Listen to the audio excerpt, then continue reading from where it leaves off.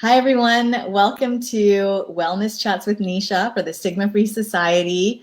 I'm really happy to have an amazing guest this week from the very special Dalai Lama Center for Peace and Education. We have Fiona Douglas-Crampton. She's the president and CEO of the Dalai Lama Center for Peace and Education. And so thanks for being here today, Fiona. Oh, I'm so excited. Thanks for having me. It's a pleasure. How are you? Good, good. I'm in my son's bedroom because we're having construction going on in the house. So, Oh, um, perfect. I think especially during this whole pandemic thing, we have been using all the different areas of our house that we didn't always use, and I love it. I think it's great. So you're not the guitar player then. oh my, Fantastic. You get to enjoy the music. yeah. So I'm going to tell everyone a little bit about Fiona before we start our conversation. So it's interesting. She's had kind of an unexpected and interesting journey, including careers as a gaming investigator, stay-at-home mom, sales and marketing professional, and nonprofit CEO.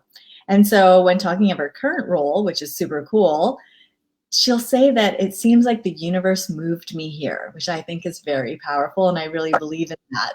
And it's that she felt like she was meant to become the president and CEO of the Dalai Lama Center for Peace and Education. And I'm sure that must be a very rewarding role. And so her previous roles have been as CEO of the Minerva Foundation, which is an amazing foundation as well, acting director of fund development at the YWCA Metro Vancouver, fantastic. And prior to that, as a director of membership marketing at the Greater Vancouver Board of Trade. Wow, what a cool experience of all this diverse, all these diverse areas. So in Yeah. 2014 is when she began her role with the Dalai Lama Center for Peace and Education, a capacity building organization that focuses on promoting and nurturing heart, mind, well-being in children and youth through the adults in their lives. It's just so gorgeous. And this focus on social and emotional development is a hallmark of Fiona's leadership philosophy. She believes that strong relationships built on trust are at the heart of our leadership journey and that anyone can be a leader from wherever they are in their work and life. So bravo, Fiona. I love that whole outlook. I think it's very powerful. It's something that I believe in and follow. And so we're just really happy to have you here sharing your journey and your outlook and just kind of, where you're at right now with everything that's happened in the world. So maybe Fiona, you could start by telling us a little bit about yourself, your passions, maybe a little bit about your journey of how you got to where you are today. Yeah. Well, the journeys, sometimes when you look backwards, it makes a lot more sense than looking forward. Yeah. Um, I started off my working life just sort of falling into something. Being a gaming investigator was never part of my plan. Wow. Um, but it was kind of a bit of a convenience thing at the time. And then I started to really, look at what do I really want to do. And we Mm. actually made a very big change in our lives. We moved from Toronto to Vancouver in Wow. 97. And we literally just made that change based on what was important to us. It was a lifestyle change, and we literally quit our jobs and sold our house and got on a plane with our 2-year-old. Wow. We've never been back. So when we got to here, we went to Deep Cove, and that's where we still are. And Amazing. it's been a great place to raise the kids. But I ended up staying at home, having another baby, and I was home for 7 years full time. Yeah. And then it was time for me to go back into the workforce. And I was very fortunate to land at the Board of Trade, and I learned so much about business, and I got the most incredible networking education and built a really great relationship based network. Oh, And then I got into the nonprofit world, and I really became a student of leadership along the way. And I've been fascinated by what good leadership looks like, what it doesn't look like, how I want to show up when I'm in a position, a leadership position. And so I kind of went into I was so lucky to get into the YWCA and work with Janet Austin, who's now our lieutenant governor. wow. And um, yeah, she's been a real mentor for me. And then I got into actually studying leadership when I was with the Minerva Foundation, and really dug in there and learned so much about leadership. And I think the connection between that and what I do now is that what we do is basically work on the foundations of leadership. Heart, mind, well-being, and the 5 areas that we focus on are really about starting to build a future with compassionate leaders right from day one when our kids are babies.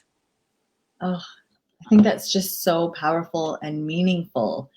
Um, I actually just did an interview. Someone interviewed me, and I brought up this example because they were asking, how do you survive as a parent during this pandemic? And I said, mindfulness and being aware that my heart matters, my child's heart matters, and we're all connected. And Mm-hmm. that it's how do you learn if you're not feeling good here? Like this and this is very connected. And I think that it's amazing what you're doing here. It's just very powerful and it's life changing. Yeah, it really is. And it's really about getting to the roots of a lot of societal issues that are really tough for all of us to face, and we're all starting to really realize how mental health really hits people, and getting to the root of what's causing some of these issues, homelessness and poverty and addiction and violence are all really tough issues. But focusing on social and emotional development actually increases academic achievement, physical health, and mental health. It lifts all boats. So Every that feels like you're getting to the root of an issue, but it's big and it's difficult. Yeah. And I find that in this time of pandemic, there was nowhere to run. There was nowhere to keep yourself busy and distract yourself from the things that are going on inside because we all had to be in. And so then those things started, I think, coming up more Yeah. and had to pay attention to them. Mm-hmm. And so what did you find like was the shift from pre-pandemic to like pandemic in people? Um, yeah. So for me personally and my family, we were very fortunate. We were all together, Yeah. and that was really good. Um, Yeah. I think each of us dealt with it slightly differently, but I found that for myself, it was a good, happy time. It was okay. Of course, we made adjustments with work, but what we knew was happening, and what even some of my colleagues were dealing with was having to both work and having a little kid at home. Uh-huh. My colleagues, they were both working like crazy, and they had their daughter who's 6 years old at home. And Yeah. how are you supposed to do that? So we started pivoting right away, and we were so lucky because we already are giving out so many resources for free on Heart Mind Online. We are always giving them out resources for parents and educators. And so we just basically targeted those to exactly what was going on in people's lives right then. And so, finding strength and connection in complex times was one of the first resources that we put out. And um, giving out sensory activities for focus and calm that people could do with their children, and nature art, and friendship in challenging times, and resources for educators. We just started pumping all of that out as much as we could. And it seemed to really resonate, and people seemed to really need it. Yes. We all needed it. We all need it. We all, if we could just ground a little bit every day, especially in front of our kids, then they can learn those same tools. And Yeah. then they can integrate them and see that, oh, this is a way that mommy and daddy maybe calm down, or parents or Yeah. whoever is, caring for them. And it's just, I think, by us leading by example, that creates, a safe place for kids to do the same. Yeah, that's a really good point that you make, because, when we first started with this work, we built this framework of heart, mind, well-being, and there's 5 key areas that we are nurturing in children and youth, and they're helping them to be secure and calm, to Okay. be alert and engaged, to get Oh, along with others, to solve problems peacefully, and to be yeah. compassionate and kind. And Wow. all of those come from, there's a lot of evidence-based work and research behind why those are the areas that we focus on, and I won't go into that, but it was not done lightly. But what we noticed was, we originally thought, well, we can just help parents and educators give them the tools and resources to nurture this in children. Yeah. And what we realized was that the parents and educators needed it so much themselves, Yeah. because they started to realize, well, okay, well, I want my kids to be secure and calm, but I'm running around like a chicken with my head cut off. Yeah. Okay. Yeah. Maybe that's not going to work. Yeah. It's So so we're funny because I think finding, exactly when we all started, probably all had a bit of panic. And yet we had to kind of stay not so panicked looking because our kids are watching. yeah, yeah. And there's such a thing as stress contagion, which means that if you're trying to just take care of everyone else and not take care of your own needs, and you're really stressed out, your Yeah. stress is actually physically contagious to Wow. others. And they've done tests in schools with teachers where the children don't have the stressor that the teacher has, but they are picking up on the stress of the educator. So the stress contagion is a really great argument for taking care of yourself, Yes. because if you think you're fooling everybody around you, you're not. You're not. Your energy tells the truth. It doesn't, you can't hide that. And I think that is, if there's any reason, I think sometimes parents might feel, or educators or parents, people, adults might feel a little guilty doing self-care or taking moments to take care of self because they're like, I need to do this and I need to take care of you and you and you, but not realizing the most important person to take care of is self. Because if you don't, Yeah. it's like that. If you don't put the mask in the airplane on yourself first, then help the others, you can't, it's no good. It's no help. Yeah. I'm, And your stress is contagious. And I think that's a great thing to remember, when yeah. you're putting yourself last. Yes, put yourself first. There's a reason. It Yeah. actually helps everyone. Yeah. And maybe you could tell us a bit about the Dalai Lama Center for Peace and Education. What's the vision and the mission? So it kind of ties into everything we're talking about. Yeah, absolutely. So the organization started, the germ of the organization, the idea started back in 2004. One of our founders is a gentleman named Victor Chan, and he's known the Dalai Lama and written books with him for over 50 years. And he just basically invited him to come to Vancouver several times to speak. And he Yeah. came in 2004, and his message was, how can we educate the hearts of children? And his point, we focus so much, especially in North America, on academic achievement as the main Yeah. measure of success of our children. We need to focus more on educating the heart. And so with that premise, Victor asked him if he would co-found a center here in Vancouver to explore that very question. How can we educate the hearts of children? And so that's how the Dalai Lama Center got started. And in the first few years, we were very event centered. We brought His Holiness back in 2006, 2009, and in 2014. That's the visit that I was part of. And we also had other speakers. And so it was mostly the Dalai Lama visits and speaking events that we did. But we also started to build this online resource, Heart Mind Online. And it's a free website of resources. It's got about 180 resources on it now, and it's free resources for educators and parents. So we started to develop that, and basically a resource looks like you go in and there might be a video, there might be a book recommendation, there might be questions or activities you can do with your children, and you can search by different age groups and things like that. So that's been going since 2014, Heart Mind Online, and it's become a really trusted resource, both in the school system and with parents, counselors, educators, early childhood educators, etc. And then we started to develop workshops around heart mind well-being. What is heart mind well-being? Why is that our framework? What's the evidence behind it? But most importantly, what are the practical things that people can do to nurture this in themselves and others? And so we started off by doing a heart mind conference, which has a different theme every year. We've done them on resiliency. We've done them on digital times. We've done them on the art and science of calm. And so those conferences became popular. And the last one we had about 500 people at. So they've become a sort of a go-to conference. Oh, I love Unfortunately, it. of course, we could. Yeah. It's like a new time. But Fiona, I'm just gonna pause you for a second because I think that maybe your connection is a little bit maybe not as strong as it could be.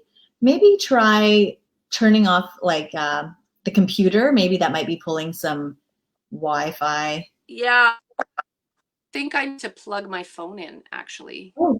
Okay. Is it on low? Maybe that's it. Do you have a plug? Yeah. Okay. Yeah, I'll be right back.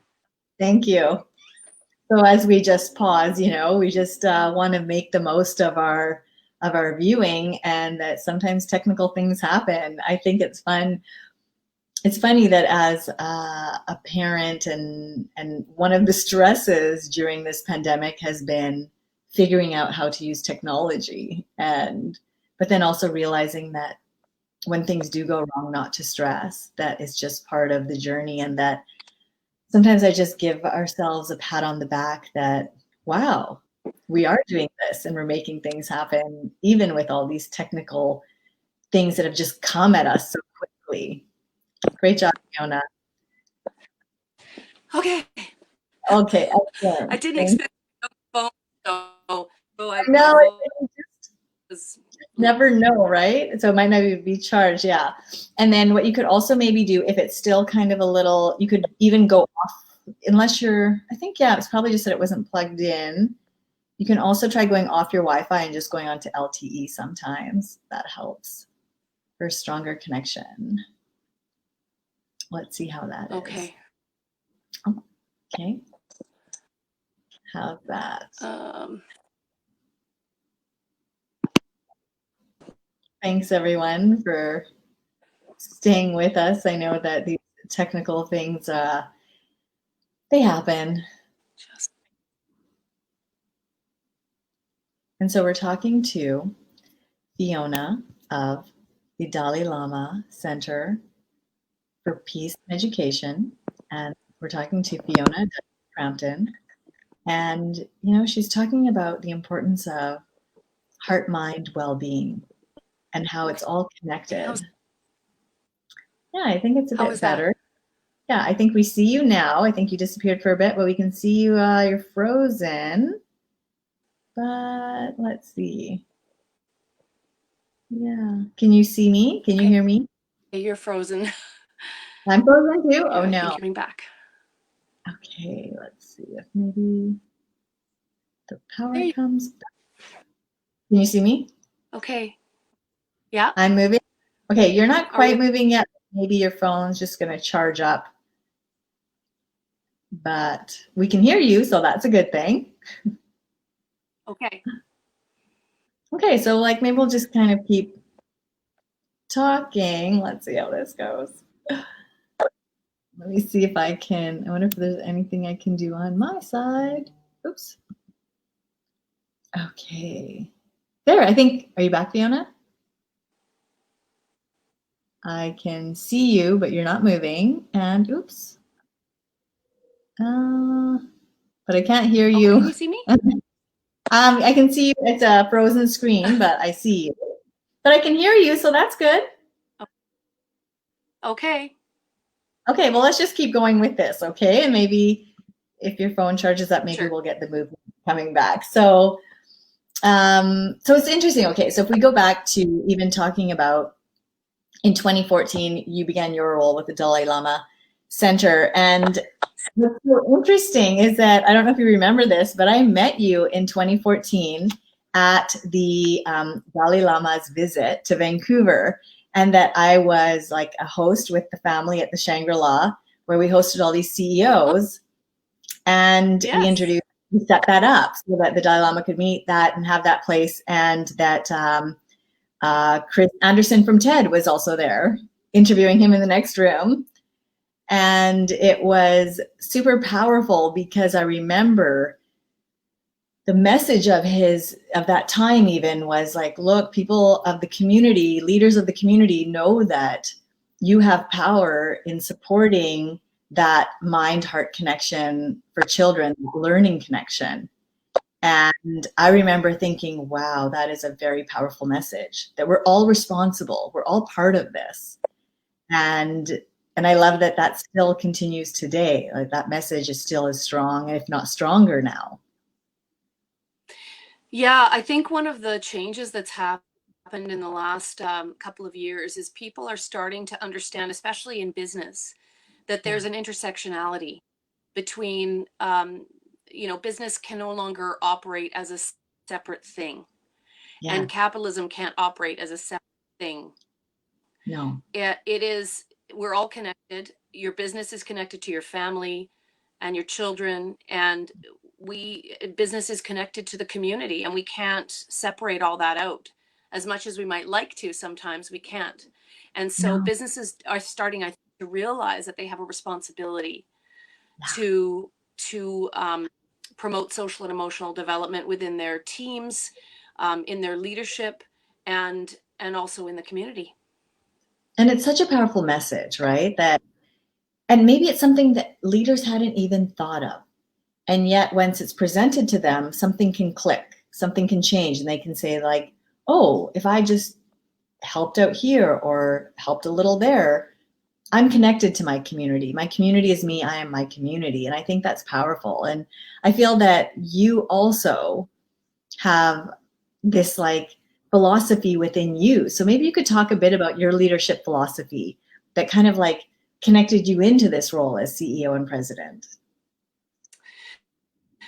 Yeah, sure. I mean, I took a lot of cues, like I think a lot of people do in my early days in business, from what you get messages about what you don't want to do and the kind of leader you don't want to be, and those messages come through loudly and clearly. And one of the things that I valued, in great leaders and mentors, was, um, this trust piece.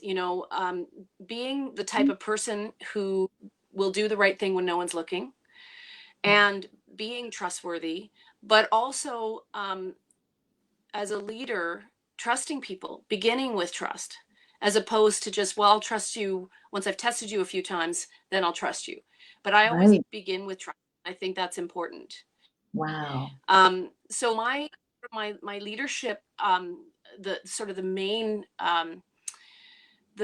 guiding principles of my leadership are that trust, the two-way trust, passion for sure, because you can't do anything as a leader without it, and authenticity. I didn't have the ability. I'm too much of an open book, and I would fall over myself if I tried to hide, who I am, and try to be someone different and put on a different mask or a different face when I went into business. Um, it would exhaust me. I wouldn't be able to do it. I know lots of people do it and they can do it, but I just realized I wouldn't be able to. Yeah. So the authenticity piece has been, a big part of who I am. And I think honestly that some of the most important words that leaders can ever say are, I made a mistake, I'm sorry, and I don't know. Wow. Made a mistake. I'm sorry. And I don't know. Those Yeah. are all very Most leaders beautiful. most people will avoid those phrases if they can, but I think Yep. it's really important to be able to say that when that's true. It's very powerful. It's great modeling. It shows people that, you're being real, you're being authentic, and that you're also reflective on what's true. Hmm. Yeah. That's Yeah. amazing. And all of them have helped me along the way. They really have, helped me. I've learned some great lessons by using those things. And you have to make tough decisions sometimes, but you don't have to keep people in the dark. You don't have to patronize them. You don't have to mistrust them, and you can lean on them, and you can ask for help. I think that's beautiful. And I think that's a great philosophy just for all of us as we're going through this pandemic, like not only in pandemic time, but in life generally, Yeah. that it's okay. It's okay to ask for help. It's okay to say you don't know. It's okay. It's okay to be real. And in fact, Yeah. if you can be real right now, like this is the time to be real. I was actually talking to someone and they said that this right now is the era of authenticity. This is the era of truth. And I Absolutely. think that can just like be our guide. That can just open everything up for us to know that if we let that lead us, Yeah. we're in a good space. Well, I really hope. Yeah, I really hope that there will be a permanent change in our digital and social media personas, where Yeah. there'll be less of the covering up and less of the perfecting image and more of the reality. Yeah. I think that would be good for everyone. And like sharing what is true to us. What are the challenges? What are the difficulties? And then also, what are the wins so that we can celebrate together and, the positives? Because, and like everything, if we can just share, this is the time to do it. And I think that Yeah, that heart mind well being connection is of utmost importance right now. it is. I think what's great about the pandemic, silver lining, is that people who might not have thought of this as a huge priority are now having personal experiences that are making them think, okay, I get it. I get why this is so important. I get why mental health is so important. I get how it can be difficult sometimes. And a lot of them might be people who really didn't think about this much before. I fully agree. I think that this, exactly what you said, has brought awareness to people who maybe didn't think about it or feel it or pay attention to it before. And that now they're saying, oh, okay, I understand. Like depression, it's not a choice. Anxiety is not a choice. Sometimes that's just there. And it's like, what do you do to like work through it? What do you do? How do you have the tools? What is the support? What happens when I see my child struggling at home? And whatever that is, it's real. And Yeah. heart mind well-being can be a guide to show us, well, like how can a child learn if a child is struggling inside? You have to help them Yeah. there so that you can help them learn. Yeah, and it's not only if you think your child has a problem, No. internally, that you need to solve that first so they can learn. It's that if you nurture their social and emotional development, whether it's whether they're in a good place or not, if you Yeah. nurture that, it actually increases their ability to do academics. And I think there's a shift. People are understanding the importance of social emotional development and health in our happiness and success. Like, it's no longer that success and happiness of our children are based on just their academics, and No. what school they get into. Yeah. You know, I think that's a great shift that's happening as well. And one of the things that has been really hard, of course, is trying to maintain connections through all of this. And Yeah. you know we do a lot of things that are normally in person, and the in person is irreplaceable, really. And that's why our conference was so popular and our in person workshops were so popular, is because that kind of connection and energy is important to people. So when all of this happened and we couldn't do in-person workshops and we couldn't do a conference, we realized that we still needed to provide people with a live connection to experts on particular topics and conversations. And so we started to we tried out a Heart Mind Live event, where we Mm. brought in three experts on a particular theme to help people with parents. Basically, the first one was adjusting to going back to school for that last 3 weeks, Wow. and we had 900 people register for that event. That's So huge. we knew that this wanted this. Yeah, people really want this connection. So we did another one that was sort of focused on educators before school started, around creating connection and belonging in this new kind of school world. And then we've got another one coming up November 24th, and we've got Dr. Dan Siegel, who wrote Brainstorm about the adolescent brain. And he is an amazing speaker and an amazing researcher. And he is going to be joined by Dr. Shimi Kang and Dr. Jenna Shapka, and they're going to be talking about screen time and our kids' well-being. So I'm That's huge. very excited about that one. I think that's going to be I bet amazing. there are so many parents that would like to learn about the screen time and the impact and, what does it all really mean?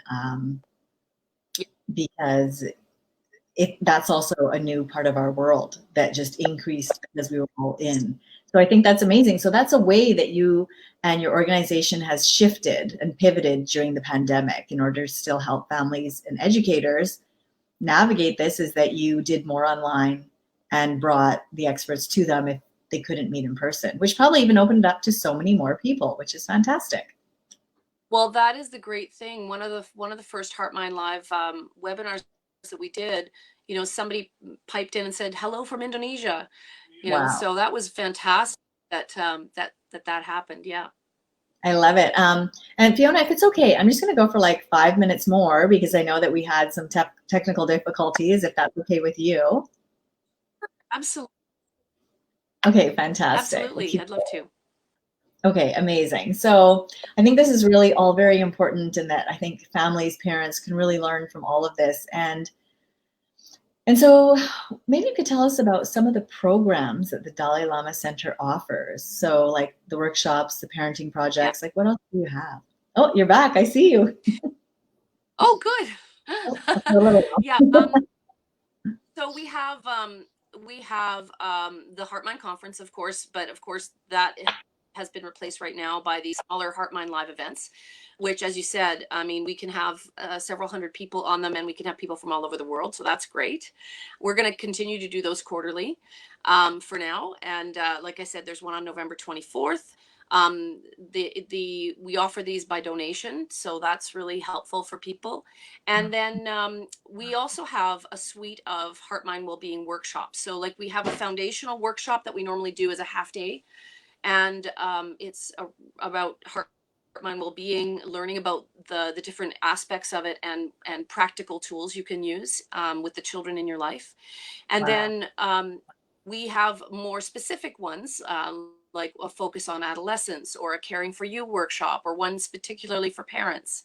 And we offer these on a regular basis, but we've basically converted them all to online Wow. versions. So now people can, and I think we've got one coming up on November 18th and one on November 25th. So those are things that people can join as well. And then, of And so course, where do you Heart go, Mind Fiona? Do Online you is, go to the website to find that? Sorry. yeah. So our website is DalaiLamaCenter.org, Mhm. and center is spelled the American way. So it's CENTER. Okay. So DalaiLamaCenter.org or HeartMindOnline.org. Those are the Amazing. two websites that we use, and you can sign up for the newsletter where we send out resources regularly. You can sign up for workshops. You can sign up for Heart Mind Live, and we have toolkits, secure and calm toolkits that go with some of the workshops. Um, but basically, people just are plugging into us online right now, and our audience has increased considerably since the beginning of the pandemic. It's phenomenal. It's such a, to find the blessings within all of this pandemic, there are many, and that might be that you're opening up to more people. More people are paying attention to the heart mind centeredness, that they're connecting with their children. I know I'm connecting with my children in such a deep way and as a family. And so parents and educators, I think, need this more than ever. Do you have any other resources that are available for parents and educators? I know you were saying you have resources on your page as well. Yeah, so the resources, like I said, a resource, what it might look like on Heart Mind Online is there'll be a particular topic, and when you open it up, you'll see a whole narrative about this with evidence. You can go right back to the publication Oh, or the research. Every single one of our resources is backed by evidence, so you can go back into those things, into other resources. There might be activities you can do with your child. There might be a video with an author or an academic. There might be a book that you can read, or a children's book that you can read with your children. So most of the resources are multi-layered like that. And in the section for educators, there are often lesson plans. amazing. So people just dive into sources and use them. And so for people watching, educators or parents, if you're feeling like, oh, I don't know what to do today, or how can I help my kids, or just looking for something new and fresh or connection, this is the place to go. This is where you can find some tools, where you can find Yeah, resources, and just read a book, sit you down and could read have, a book with your kids. yeah, you could be, addressing an issue with your child. Like if your child has anxiety or something like that, you can go in and find some resources on that. But you could also just be finding stuff to do with your child. It might be nature art, or it might be some sensory activities, or just finding some things to do, whether it's connecting with your teen, You know, how can I do that better and during the pandemic? And so people, I find, just use this. Actually, my son's girlfriend was babysitting, and I sent her some resources about what to do with this little 6-year-old boy, and they used some of the activities from Heart Mind Online. And I've had parents reach out to me during the pandemic and say, I've got a 12-year-old who's really struggling with anxiety about the pandemic, and I'm sending resources from Heart Mind Online about how to deal with that sort of stuff. So you know, I can really curate things for people, which is fun. But it's, you know, it's not just whether your child has an issue that you need help with. It's just in general, how can we nurture this every day, whether we're in a pandemic or not, whether there's an issue or not. um, it's something to focus on every day. I think that makes me very emotional because I fully agree with that. It isn't just about when things are tough, it's about just a way of living, a way of connecting with your children because they're so important to us. Yeah. And that it helps them feel that love when we do things like that, when we do art with them and in a mindful way, if we read a book or we just any of that stuff that we do with them, it makes them feel loved and seen. And that's really, if we can do that for them, that's everything. And also it's helping us. Yeah, and we need to prepare them for this very complex world that they're growing up in. You know, Yeah. they need to build resilience, and they need to be prepared emotionally, and prepared, and in their hearts they need to be prepared, because we're asking a lot of them, Yeah. and they've got some very tough problems ahead. Yeah. There Yeah. it's a whole new world. And however difficult it is for us to navigate, they're watching us navigate it and they're trying to do it themselves as well. And they're just not sure. Everything's changed. And so for them to even wrap their minds around that, that's a big shift. Yeah. So whatever we can do to support them, I think that's we're blessed to be able to do that for them. And Yeah. so maybe you could tell us as we kind of wrap up here, Fiona, what are some of the things that you love most about your work? And then maybe also just once you share that, you can also share about things that we can look out for coming up for the Dalai Lama Center. Yeah. Well, you know, I often say this is the biggest work I've ever done. I think one of the big realizations I came to when I first started working with the Dalai Lama Center was this issue of, have you heard of the term upstream solutions? You know, Hmm. there's upstream solutions are when you're not just dealing with the symptom of what's happening. The analogy of maybe, you know, giving $1 to someone who's living on the street. That's Yes. a downstream solution, and it may or may not help, and it may be a good thing to do. Yeah. um, but and we do need to help people where they're at, absolutely. As a society, we need to do that. But Yes. if we're not also going back to the roots of our community and finding out why and how people are ending up in these situations, um, Yes. if we're not dealing with the causes, the root causes, the upstream causes of why we have all these issues, if we're not Yeah. doing that at the same time as helping people where they are, then there'll be an endless supply. Yeah. There'll be an endless supply. And what gets me about this is that it's a little bit more tangible to do something at that stage where you're doing a hot meal or something like that. It's more tangible and it's easier to get our heads around. Yeah. Whereas what we're doing is working on it from such a more complicated place, you Yeah. know, and you can't just immediately see the hot lunch or the tangible outcome. You know, we're working on a very complex but deeper level, and that's the kind of people that we really love to work with, are people who get this and who are willing to do the long term work, because we're never going to be done. No. But I love working at this end of a solution. I Yeah. find this, working from the causes, I find it so meaningful and so moving to be working at that place. I I think that's so powerful, and I fully agree with that outlook that it's, of course, we need to help people where they are right now and make sure everyone has food and shelter. But then it's so important to also look at, well, why are they hurting? Why did they choose this? Why did this happen? Where was Yeah, it way back when? Like, where was it that they stopped feeling loved? Where was it that they stopped feeling cared for? What happened to the yeah, system?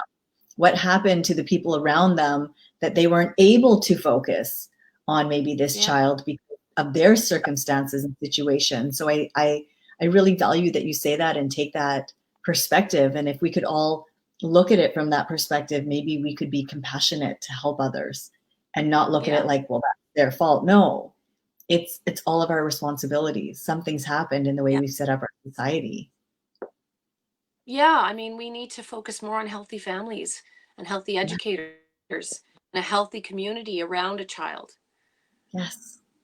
That's so important. And if we can do that, then we're on the right track. And it sounds like at the Dalai Lama Center, that is what you're doing. And that is so amazing and so powerful. And so, any things that we should be keeping an eye out for? I think you talked about some of the things coming up. Maybe you could just mention the Yeah, dates again for people. yeah. There's a workshop coming up on November 18th, another one on November 25th. Amazing. And we also have this great Heart Mind Live event with Dr. Dan Siegel on November 24th. And if you register for it, then even if you can't come that day, you get the recording. So that's very exciting. And basically, just look out for we're on social media, we're very active on social media, and so I would encourage people to join us on social media. Facebook, we have a lot of people, I think 138,000 on Facebook, Huge. 20,000 on Twitter, so it's a pretty big community. And we just joined Instagram recently, and yeah, would Yeah, I see love to you're see. the Dalai Lama Center on Instagram. And so I think through there Yeah, they can also get to your website or through the Facebook page. So I highly yeah, encourage parents, just go take a look. Just go take a look at the site, see what catches your eye, do one thing today to connect in. It can just yeah, only you can make sign your up for the new one too. Yeah. amazing. Well, thank you so much, Fiona, for being here. We just really appreciate it and just loved everything you had to share from your heart and from the Dalai Lama Center for Peace and Education. And thank you to everyone watching as well. Just much love to everyone. And, everyone take care of yourselves and take care of each other. And then the life will just be easier and better. So thanks again, Fiona. Oh, thank you so much, and thanks for all the work that you're doing to keep people well and happy. Thank you. I appreciate it. Have a great day. Take care, everyone. Bye.